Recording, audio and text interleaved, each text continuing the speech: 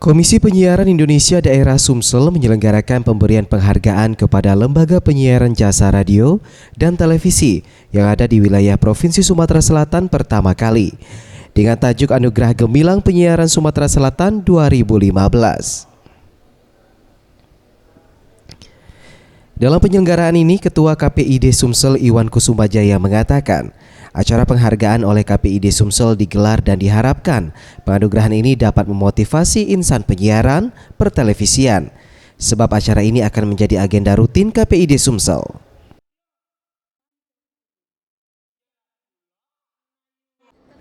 Tiap tahun, ini ajang tiap tahun gitu ya, ajang tiap tahun dan mudah-mudahan kan penghargaan atau kesempatan untuk ikut berlomba ini memacu kita bersama-sama lebih baik lah gitu ya.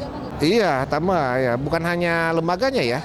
Sekarang ini insannya juga ada presenter gitu kan. Nah ini kan kita dorong kita untuk bisa lebih baik lagi ke depan gitu ya. Acara penghargaan ini diakhiri dengan penampilan Petra Sihombing yang membawakan 4 lagu.